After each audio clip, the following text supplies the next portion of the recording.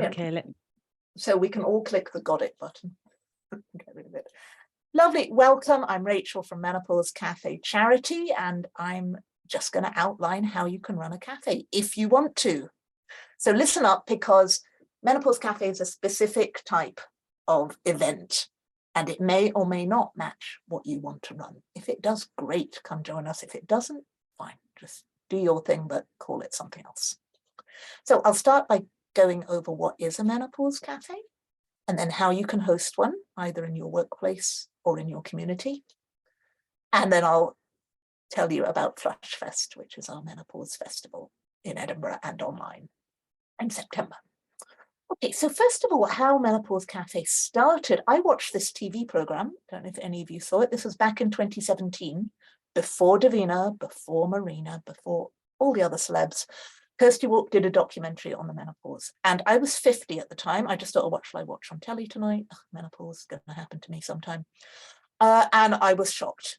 I was absolutely shocked to discover the complexity and variety of menopause symptoms. I just thought, well, one day my periods will stop and maybe I'll get a hot flush. And that was all I knew, okay?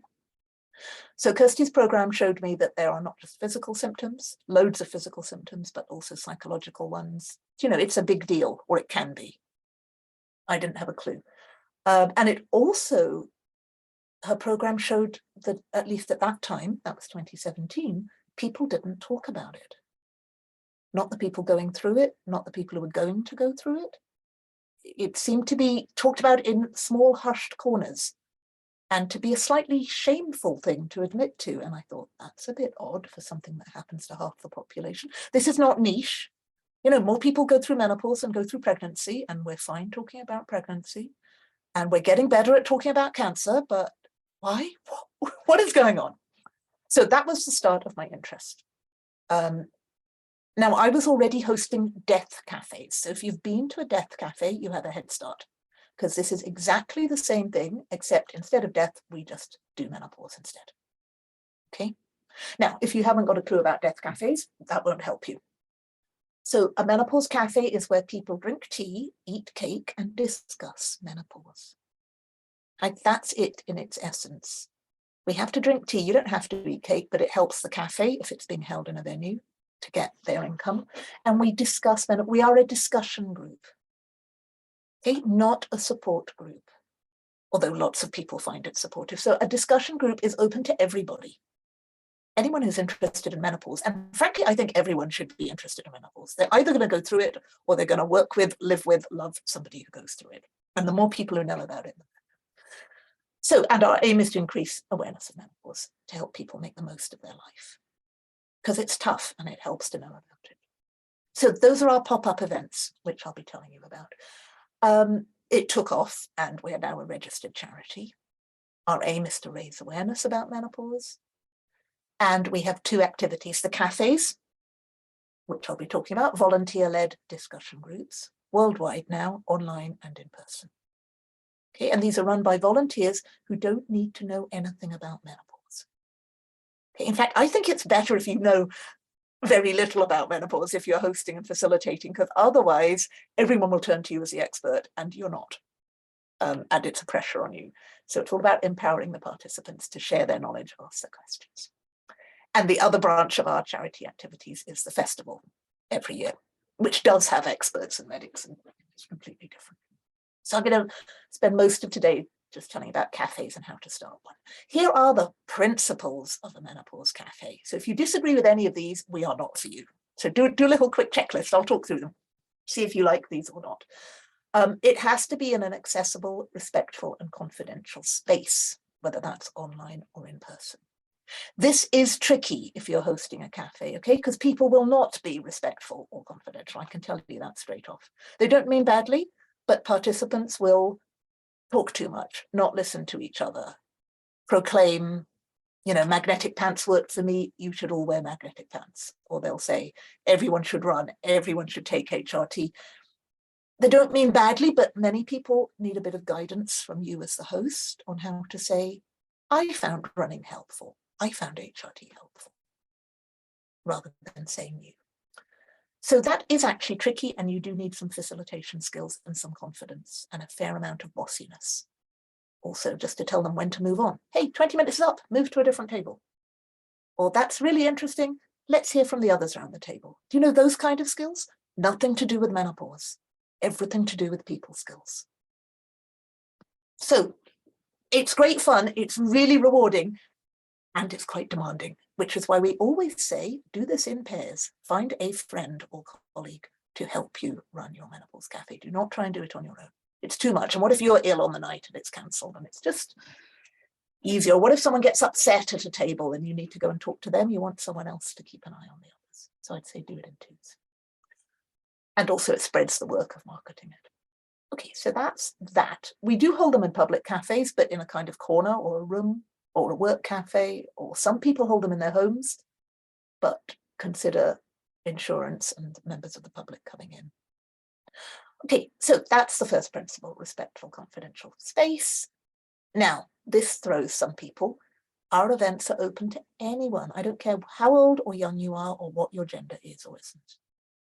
Everyone is welcome at a menopause cafe. So yes, that does mean that men come to menopause cafes while we discuss vaginal dryness.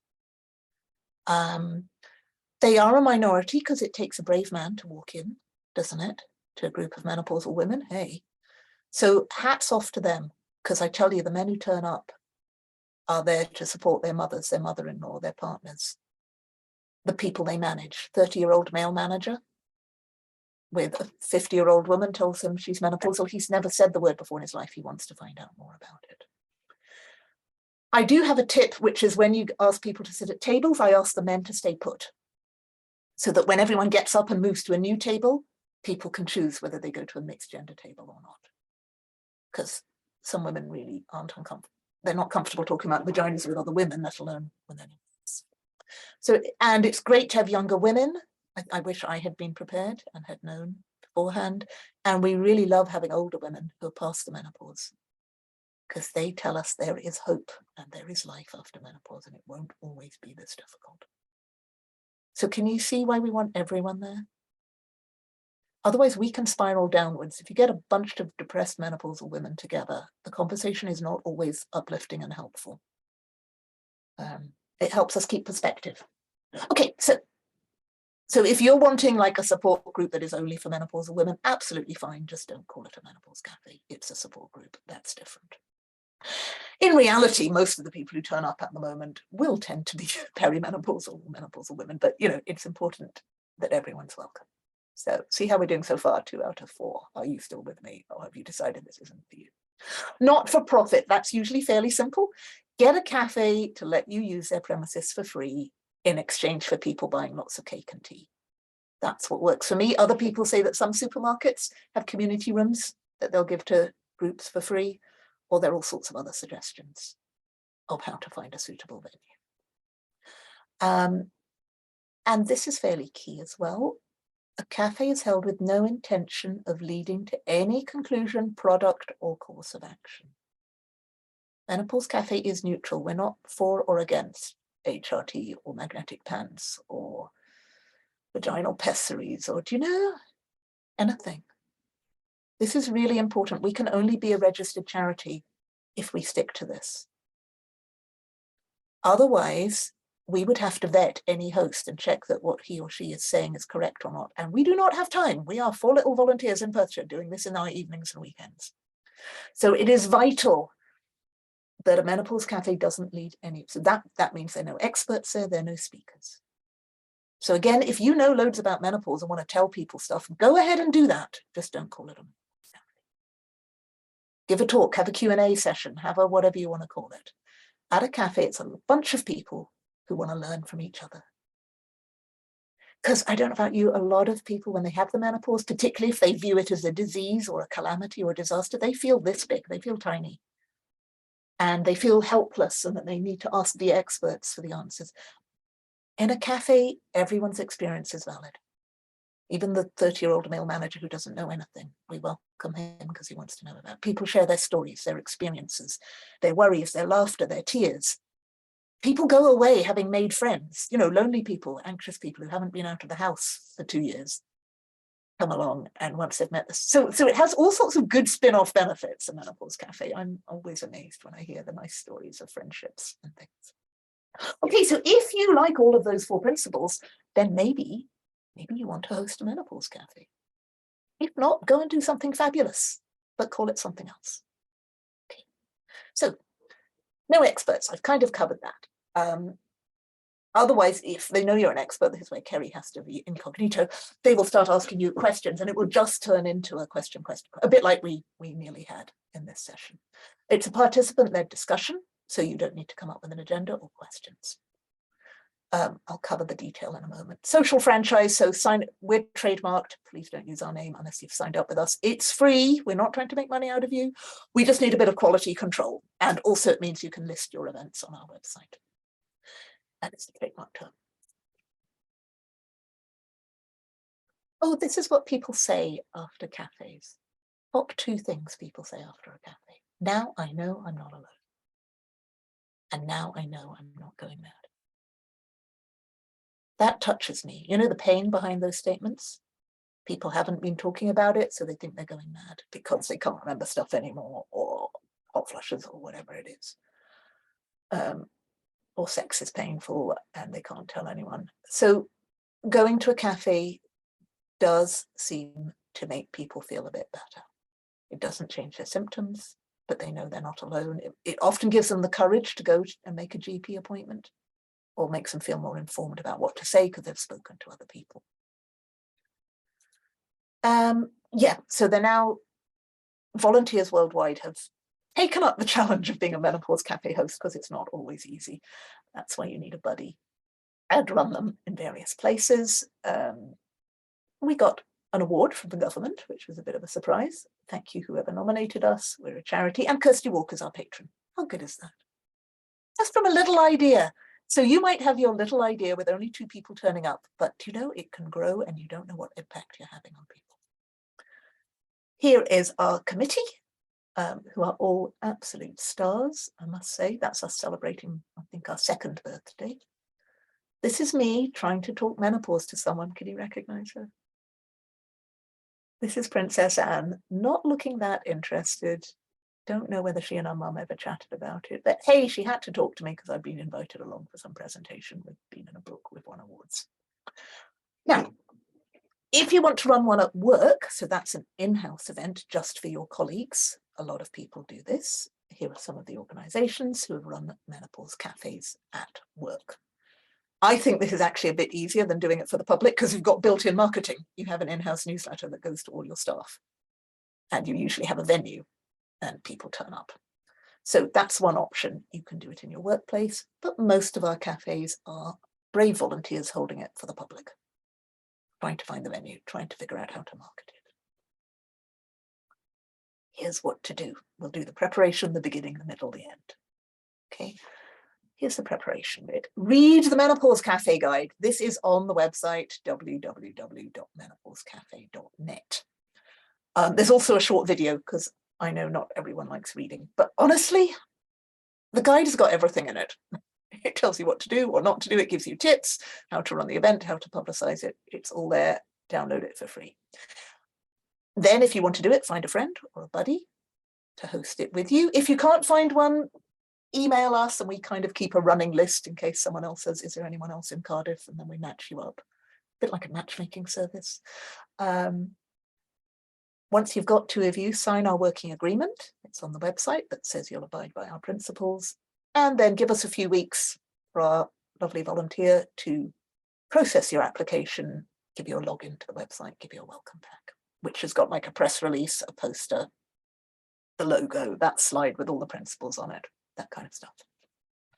Great, then you're ready to go. Book your venue, log on to the website, type in all the details of your cafe, the time, the date, the place, linked if you've made an Eventbrite listing or a Ticket Tailor one.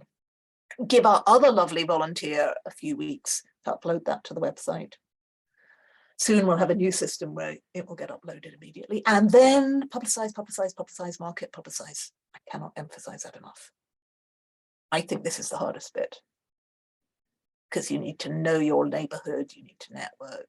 How are you going to get the word out? There are loads of people who want to come to your cafe, but if they don't know about it, how are they going to find it? Okay, that's all the preparation you do before the event itself, which is quite a lot, right? Again, why you need 2 of you.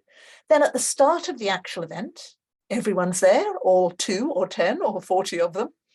I recommend, this is all in the guide, I recommend you start by outlining the principles.